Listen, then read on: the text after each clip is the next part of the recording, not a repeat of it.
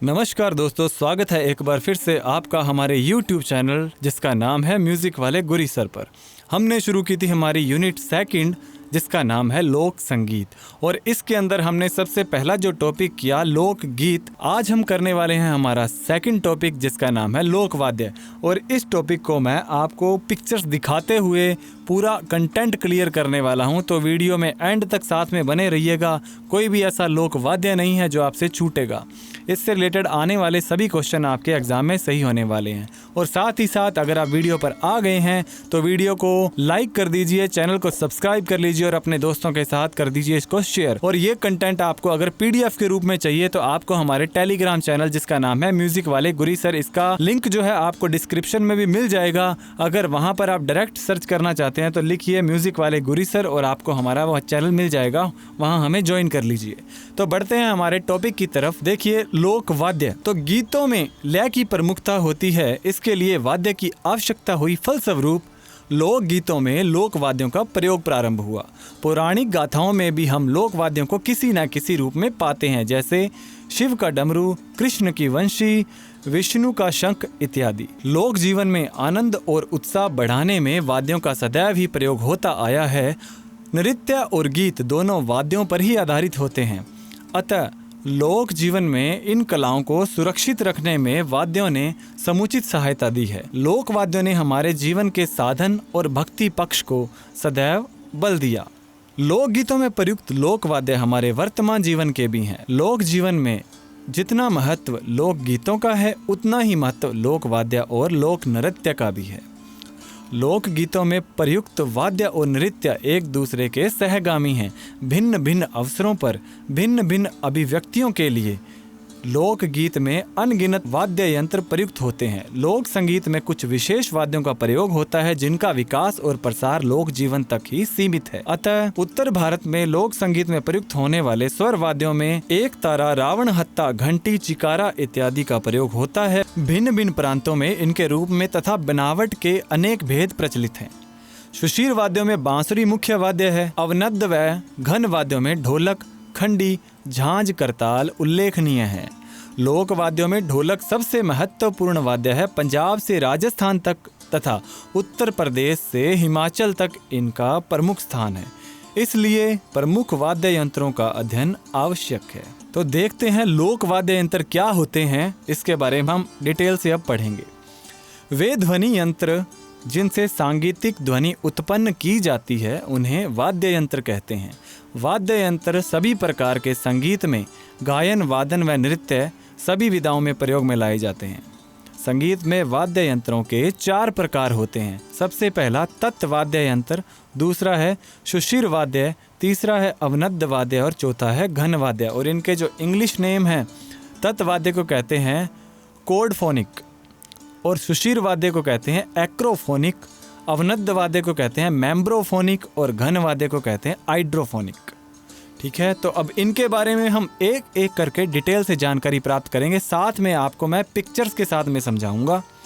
सबसे पहले देखिए तत्वाद्य।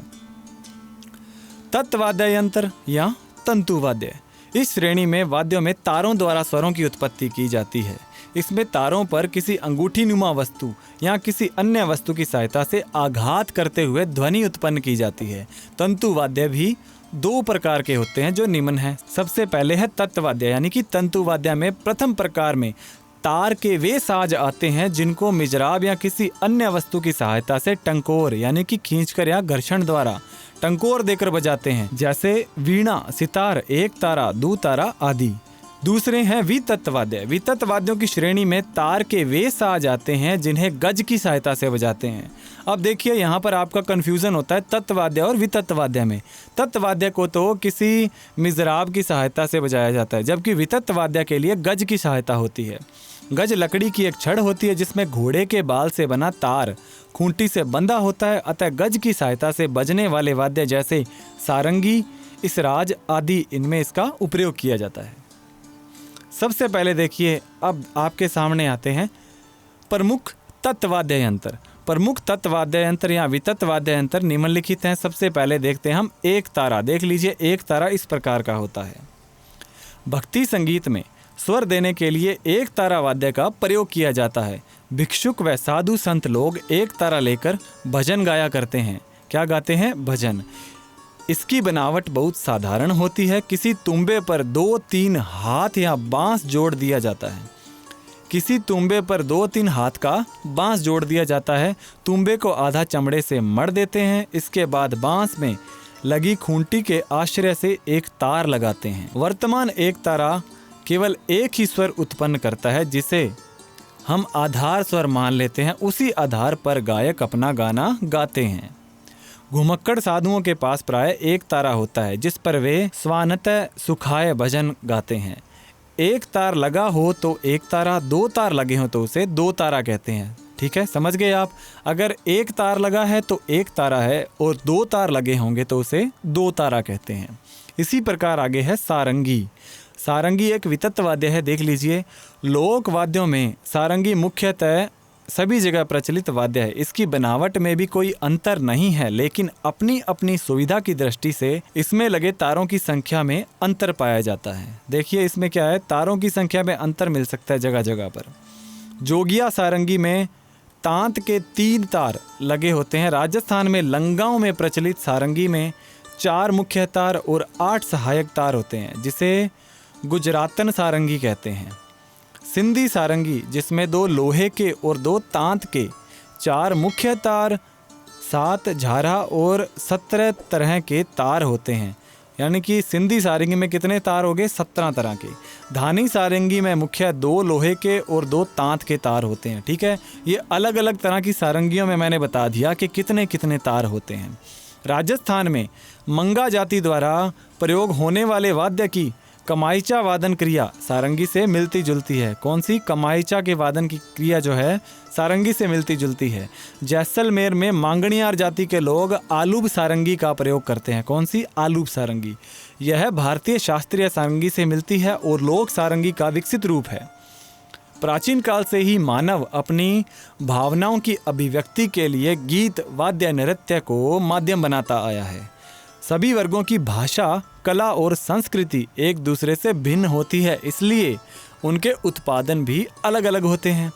वाद्य और नृत्य समाज, देश और काल के अनुसार अपना अलग अस्तित्व और अलग सौंदर्य रखते हैं। इसी प्रकार नेक्स्ट वाद्य है हमारा विचित्र वीणा। देख लीजिए, विचित्र वीणा इस तरह की होती है। विचित्र वीणा तार से बजने वाला यंत्र तत्वाद्य है। कर्नाटक संगीत में गोट वाद्यम से निकला यह यंत्र एक लकड़ी के गोलाकार यंत्र तथा मिजराब की सहायता से बनाया गया है। किस किस से बनाया गया है? गोट वाद्यम से निकला है। पहली बात तो ये एक लकड़ी के गोलाकार यंत्र और मिजराब की सहायता से बजाया जाता है। इसकी तारें हाथी दांत की पट्टी पर कसी होती हैं। इसकी तारें जो हैं हाथी दांत की, यहाँ पट्टी लगी है, देखिए ये जगह हाथी दांत की पट्टी पर कसी होती हैं। अब यह लुप्त होने की कगार पर है, क्योंकि इसे बजाने वाले भारत में निम्न लोग ही बचे हैं। देख लिए भारत में कौन कौन से लोग बचे हैं इसको बचाने वाले। डॉक्टर लालमणि मिश्र, पंडित गोस्वामी गोकुलनाथ, उस्ताद जमालुद्दीन खां, उस्ताद हबीब खान, अजीत सिंह आदि इसके विख्यात वादक रहे हैं। फिर आता है जी रावण हत्था। इसे कौन नहीं जानता। आप अक्सर देखते हैं लोग, कई बार ये जो मांगने वाले होते हैं ना, इनके पास आप रावण हत्था देखते हैं। ट्रेन में देखा होगा या राजस्थान में अक्सर आपको मिल जाते हैं। यह राजस्थान का प्राचीनतम लोक वाद्य है। इसे नारियल के ऊपर बांस लगाकर बनाया जाता है। देखिए यहाँ पर ये नारियल का होता है, यहाँ पर ऊपर इसके बांस लगा दिया जाता है। कसे हुए चमड़े पर सुपाड़ी की लकड़ी की घोड़ी या घुड़च लगाकर 9 तार लगाए जाते हैं। देखिए ये लगी हुई है घोड़ी, यहाँ पर इससे क्या है 9 तार बांध दिए जाते हैं। गज से सारंगी की भांति इसका वादन किया जाता है। राजस्थान के भोपे इसके वादन में प्राय पाबू जी की लोक गाथा का गायन करते हैं। किसकी? पाबू जी की लोक गाथा। और एक एग्जाम के अंदर ये आया था, राजस्थान फर्स्ट ग्रेड के अंदर पूछा गया था एक क्वेश्चन कि पाबू जी की जो लोक गाथा गाते हैं वो किस वाद्य यंत्र के साथ गाई जाती है, तो वो रावण हत्था के साथ में गाई जाती है। ये आप ध्यान रखिएगा। गज के तार और रावण हत्था का प्रमुख बाज का तार घोड़े की पूंछ के बालों का होता है। गज के तार देने के लिए घुंघरू बंधे होते हैं। रावण हत्था को आदि वीणा भी कहा जाता है। अब इसका दूसरा नाम पूछा जा सकता है आपसे कि आदि वीणा किसका नाम है। आपने तो देखा कि इसका नाम रावण हत्था है, पर ये आप पहली बार पढ़ रहे हैं कि आदि वीणा। तो तो ध्यान रखिएगा, इसका दूसरा नाम क्या है? आदि वीणा। इसका प्रयोग कथावाचकों द्वारा किया जाता है। किसके द्वारा करते हैं इसका प्रयोग? कथावाचकों द्वारा। अब आता है कमायचा। ये देख लीजिए, कमायचा इस तरह का होता है। यह सारंगी की तरह का वाद्य है। इसकी तबली गोल होती है। इसमें 27 तार होते हैं। ये क्वेश्चन इंपॉर्टेंट है कि कमायचा में तारों की संख्या होती है 27 तार। स्वरों में गूंज और गंभीरता के कारण कमायचा की ध्वनि का प्रभाव कुछ अलग प्रकार का होता है। यह मराठी सारंगी से मिलता जुलता वाद्य है। नाथपंथी साधु कमायचा पर भरथरी एवं गोपीचंद की कथा के ही गीत गाते हैं। यह राजस्थान का प्रमुख वाद्य है। देख लीजिए किस किस के गीत गाते हैं? भरथरी और गोपीचंद की कथा। ये छोटी छोटी बातें इंपॉर्टेंट है। जो इंपॉर्टेंट बातें मैंने आपके लिए वही मेंशन किए हैं यहाँ पर, कुछ भी एक्स्ट्रा यहाँ इसमें आपके लिए ऐड नहीं किया। आगे है रबाब। रबाब बहुत आल्हा इसकी ध्वनि होती है, जो कि मीठा बजने के कारण जाना जाता है। सर्वप्रथम अहोबल के संगीत परिजात में रबाब का उल्लेख मिलता है। कहाँ मिलता है? अहोबल के संगीत परिजात में। इसका पेट सारंगी से कुछ लंबा, त्रिभुजाकार तथा 1.5 गुना गहरा होता है। शास्त्रीय संगीत का वर्तमान सरोद इसी का परिष्कृत रूप है। इसमें 3 से 7 तार तक होते हैं।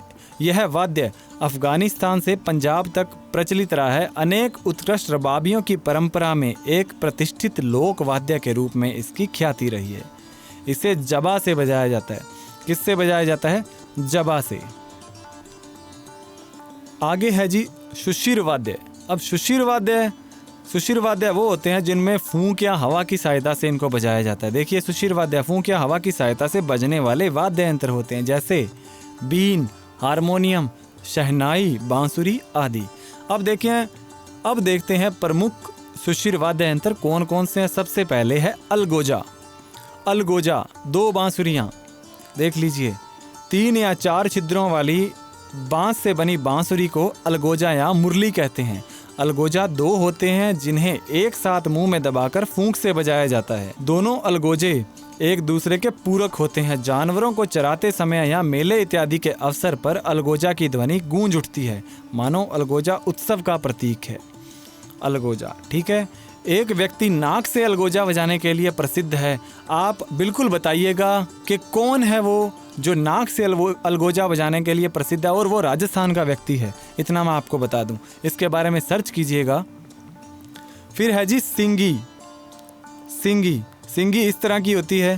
सिंगी, सौंग या श्रृंग एक ही वाद्य है। ये 3 नाम है वो इसी के हैं।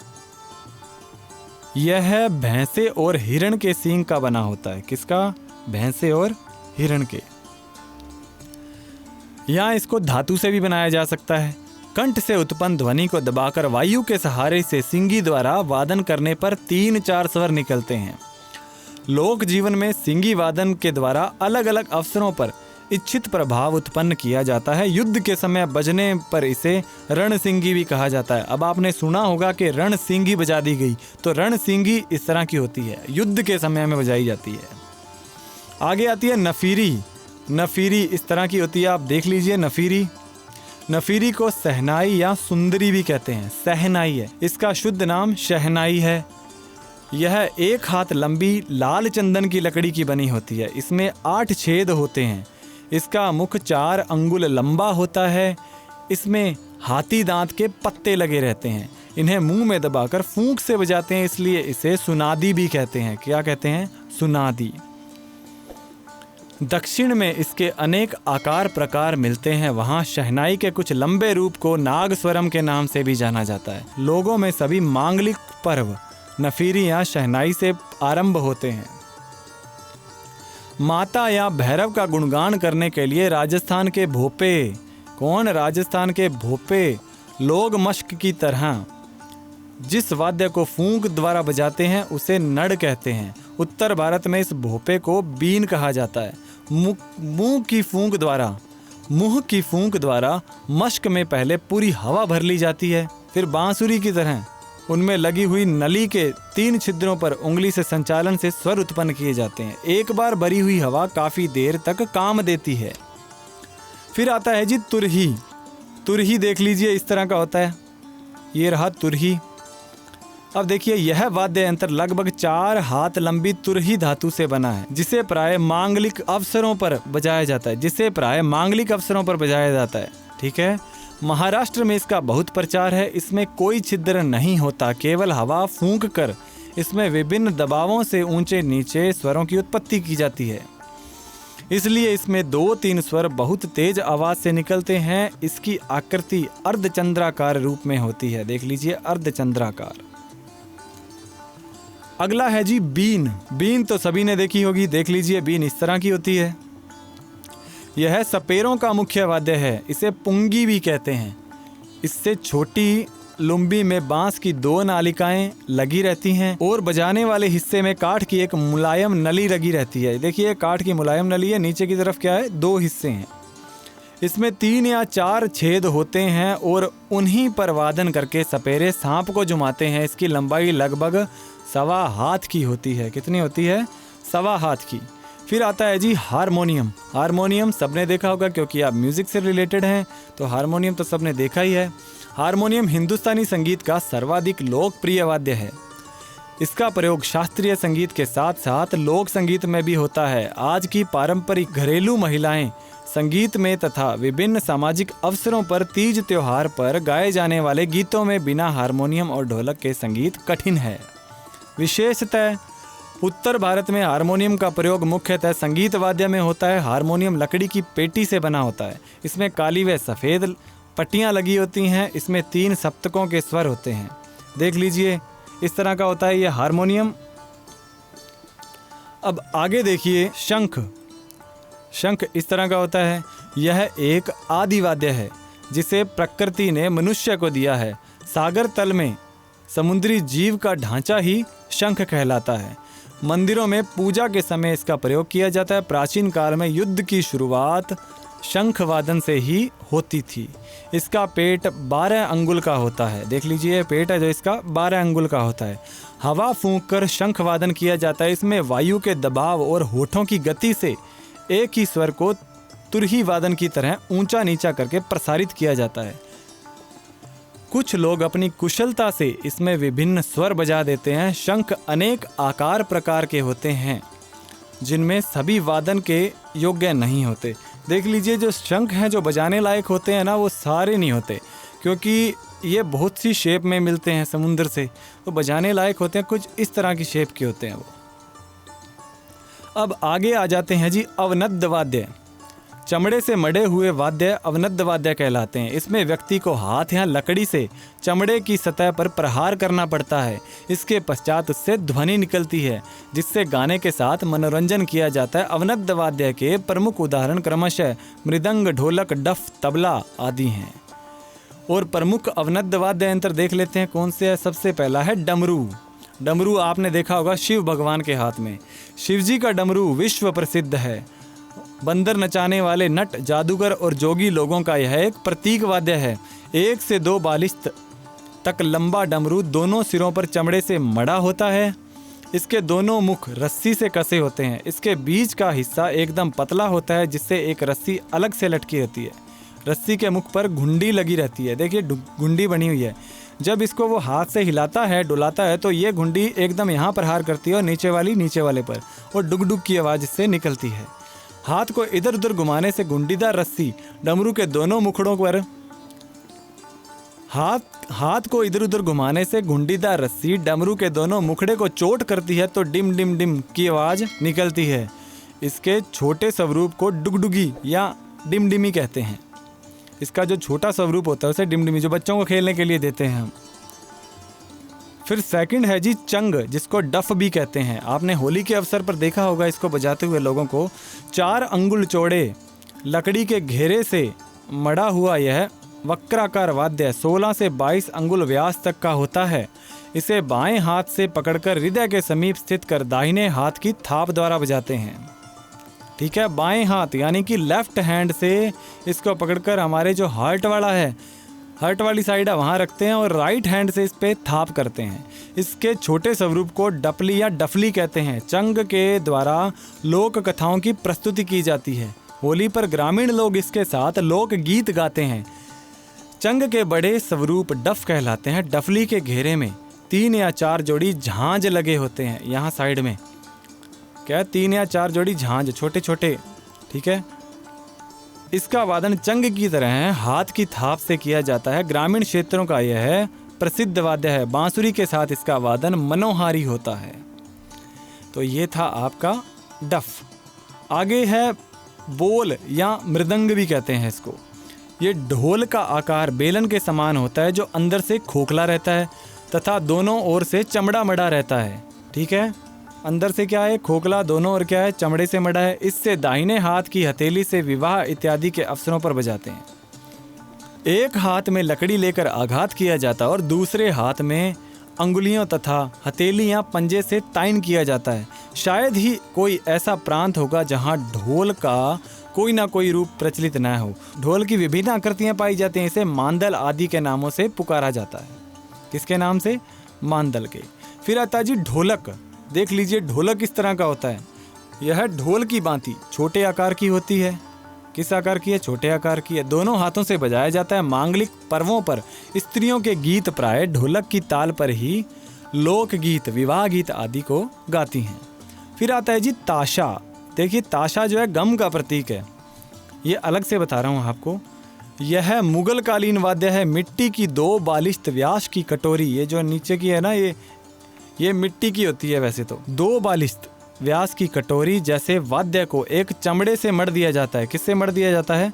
चमड़े से। तो उसे ताशा कहते हैं। दोनों हाथों में 2 डंडियां, ये देखिए 2 डंडियां दी गई हैं, खपच्चियां भी बोलते हैं, लेकर तड़बड़ तड़बड़ जैसे शब्द निकाले जाते हैं। ताशा को गले में लटका कर लिया जाता है और ढोल के आश्रय से विभिन्न लयकारियां प्रस्तुत की जाती हैं। मतलब ढोल के साथ में बजाया जाता है इसको। तो अपने बोल सुने होंगे, ढोल और ताशे बजते हैं, तो ढोल के साथ में इसको बजाया जाता है। फिर आता है जी नगाड़ा, जिसको कहते हैं नक्कारा। इस तरह का नगाड़ा होता है। नगाड़ा आपने गाना भी सुना है, नगाड़ा नगाड़ा नगाड़ा बजा, तो वो इस नगाड़े की बात कर रहे हैं। ढोल की थाप या नगाड़े की चोट मशहूर है। प्याली नुमा मिट्टी या लकड़ी की कुंडी को चमड़े से मढ़कर नगाड़ा बनता है। 2 नुकीली लकड़ियों के द्वारा प्राय लोकगीत में, नौटंकी के तमाशे में नगाड़ा वादन किया जाता है। ताल व लय के विविध रूप प्रस्तुत किए जाते हैं। इसे नक्कारा भी कहते हैं। डोल और नक्कारा के सम्मिलित वादन को नौबत कहते हैं। नगाड़े का छोटा रूप दमामा कहलाता है। देख लीजिए, अगर ये बड़ा सारा नगाड़ा होता है, इसका अगर छोटा रूप होगा तो उसे कहेंगे दमामा। फिर आते हैं जी घन वाद्य। चौथी श्रेणी है ये घन वाद्य। किसी भी धातु से बने वाद्य जिन पर चोट या आघात द्वारा स्वर उत्पन्न किए जाते हैं, जिन पर चोट या आघात द्वारा, उसे घन वाद्य कहा जाता है। इन्हें लोहज भी कहा जाता है। पंडित अहोबल ने इसे जल तरंग के वर्ग का यंत्र माना है। अतः मंजीरा, घुंघरू, झांझ, चिमटा, घंटी आदि प्रमुख घन वाद्य हैं। देखिए अब घन वाद्यों के बारे में पढ़ते हैं। सबसे पहले घंटा, पड़ियाल, जिसको घड़ियाल भी बोल देते हैं। देखा होगा आपने मंदिरों में, गुरुद्वारों के अंदर इस तरह के घड़ियाल आपको मिल जाते हैं। 1 बालिश्त से 2 बालिश्त के व्यास द्वारा पीतल या अन्य धातु का गोलाकार टुकड़ा घंटा कहलाता है। इसे एक डोरी से लटकाकर लकड़ी के हथौड़े से चोट करके बजाया जाता है। देख लीजिए, ये डोरी है, यहाँ पर डाली जाती है, इसको ऊपर की तरफ लटका के पकड़ लिया जाता है और दूसरे हाथ से ये जो लकड़ी का हथौड़ा है इससे प्रहार किया जाता है और टन टन की जो आवाज़ है इससे निकलती है। इसका प्रयोग मंदिरों में पूजा अर्चना के समय किया जाता है। आकृति की विविधता से घंटे छोटे बड़े होते हैं। लटकने वाले घंटे को केवल डोरी हिला देने से बज जाते। देखिए जो लटकने वाले जो घंटे जो मंदिरों में मिलेंगे वो क्या है, उसकी डोरी हिलाने से बज जाते हैं। प्राय देवालयों में लटके रहते हैं। घड़ियाल भी इसी परिवार का धातु निर्मित वाद्य होता है। ठीक है, तो ये था पड़ियाल। अब आता है कठताल, जिसे खड़ताल भी कहते हैं।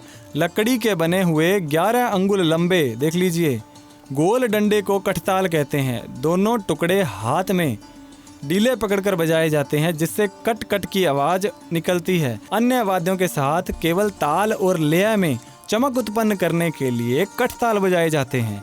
लकड़ी के दो डंडों से भी इस प्रकार वादन किया जाता है तो उसे डंडा या चट्टा कहते हैं। कठताल वादन के प्रभाव में तीव्रता और विचित्रता के लिए लकड़ी की कंघी और अनाज फटकने वाले सूप को भी गाने के साथ प्रयोग में लाया जा सकता है।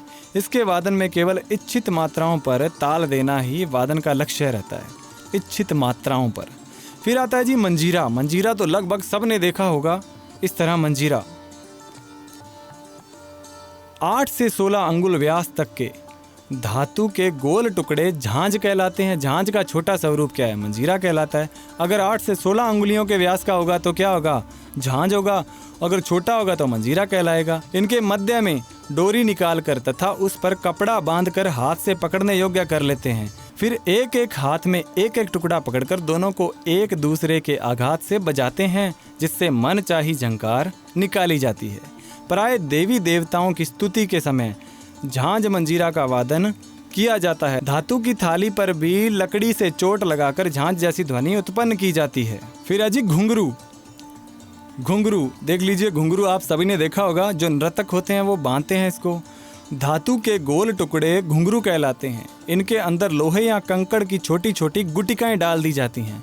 बहुत सारे घुंघरुओं को इकट्ठा करके किसी डोरी से बांधकर एक लड़ी बना ली जाती है। इस लड़ी को पैरों में बांधकर नर्तक लोग नृत्य करते हैं। कुछ लोग तबला वादन के समय एक हाथ में घुंघरू बांधकर इस तरह वादन करते हैं मानो दो व्यक्ति अलग अलग बजा रहे हों।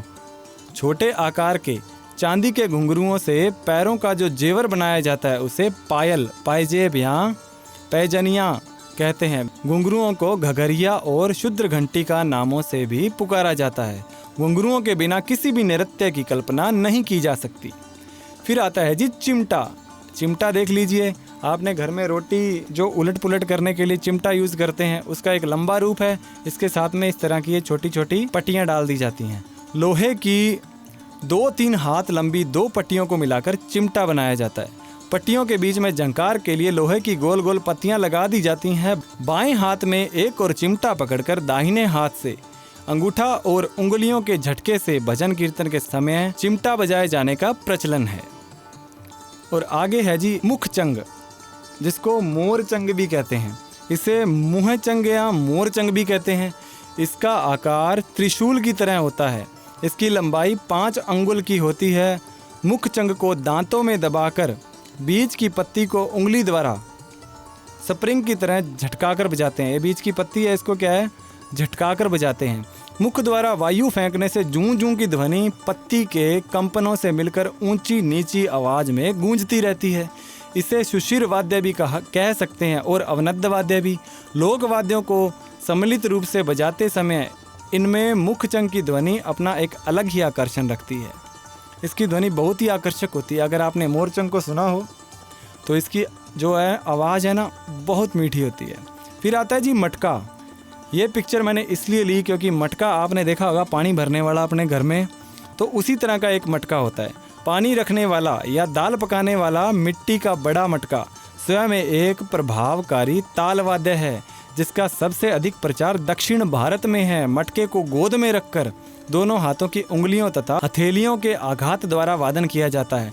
अगर आपने मूवी देखी होगी दिल जले, उसके अंदर अमरीश पुरी जो मटके को बजाता है वही मटका है ये। उत्तर भारत में मटका लोक वाद्य की श्रेणी में गिना जाता है और दक्षिण में घटम के नाम से शास्त्रीय वाद्यों में गिना जाता है। ठीक है, मटका लोक वाद्यों की श्रेणी में आता है उत्तर वाद्य में, और दक्षिण भारत में क्या कहते हैं इसको, घटम, और ये शास्त्रीय वाद्यों में गिनते हैं वहाँ पे। फिर आते हैं जी प्रमुख वाद्य यंत्र और उनके वादक। अब यहाँ इम्पोर्टेंट चीज़ है, यहाँ इनके वादकों को ध्यान में रखना आपने। सबसे पहला है शहनाई। शहनाई वादक देख लीजिए, उस्ताद बिस्मिल्ला खां, हरि सिंह, शैलेश भागवत, अनंत लाल, जगन्नाथ, भोलानाथ प्रसन्ना आदि, ये क्या है, शहनाई वादक हैं। फिर अजी सारंगी, पंडित राम नारायण जी, अरुणा काले, संतोष मिश्रा, ध्रुव घोष, इंद्रलाल, सावरी खान, आशिक अली खां, वजीर खां, रमज़ान खां, अरुण घोष, ये है सारंगी वादक। फिर अजी गिटार, ब्रजभूषण काबरा, विश्वमोहन भट्ट, श्री कृष्ण नलिन मजूमदार, केशव तले गांवकर, तो ये क्या हैं, ये गिटार वादक हैं। और फिर आती है बांसुरी, हरि प्रसाद चौरसिया, पन्ना लाल घोष, रघुनाथ सेठ, विजय राधन राय, प्रकाश बढेरा, प्रकाश सक्सेना, देवेंद्र मुक्तेश्वर और राजेंद्र प्रसन्ना। अब आते हैं जी पखावज वादक, गोपाल दास, इंद्रलाल राणा, ब्रजरमण लाल, प्रेम वल्लभ, रमाकांत पाठक, तेज प्रकाश, तुलसी। ठीक है, ये हैं पखावज वादक। फिर आते हैं मृदंग वादक पालघर रघु, और आगे है तबला वादक अल्लाह रखा, लतीफ़ खां, गुदई महाराज, जाकिर हुसैन, सुभाष निर्वाण, अंबिका प्रसाद, ये हैं तबला वादक। और आगे है नाद स्वरम, नाद स्वरम वादक है जी नीरू स्वामी पिल्लई, ये है नाद स्वरम वादक। और है क्लैरियोनेट, क्लैरियोनेट बजाते हैं जो MV सोलपुरकर, गौरी शंकर और रामकृष्ण। फिर आते हैं जी हारमोनियम वादक अप्पा जुलगामकर, महमूद धौलपुरी, वासंती मापसेकर, रविंद्र तले गांवकर। फिर आती है सुंदरी वादक, सुंदरी वादक हैं जी पंडित सिद्धराम जाधव। सुरबहार वादक श्रीमती अन्नपूर्णा देवी और इमरत खां। फिर आते हैं जी इसराद वादक हैं अलाउद्दीन खां, इसराज वादक। फिर हैं जल तरंग, जल तरंग वादक है जगदीश मोहन, घासीराम निर्मल, राम स्वरूप प्रभाकर। सितार वादक हैं पंडित रविशंकर, उस्ताद विलायत खां, मणिलाल नाग, शाहिद परवेज, सुजात हुसैन, जया विश्वास, बुद्धादित्य मुखर्जी और निशात खां, शशि मोहन भट्ट, देवव्रत चौधरी, निखिल बनर्जी आदि सितार वादक काफ़ी हैं। फिर आज ही सरोद वादक, सरोद वादक आ जाते हैं उस्ताद अमजद अली खां, उस्ताद अली अकबर खां, उस्ताद अलाउद्दीन खां, चंदन राय, अशोक कुमार राय, ब्रज नारायण आदि, ये हैं सरोद वादक। तो आपने क्या याद रखना है, इसके अंदर जो प्रमुख वाद्य यंत्र और उनके वादक हैं इनको सुमेलित कीजिए में दे देता है, यहाँ अलग पहचानिए दे देता है।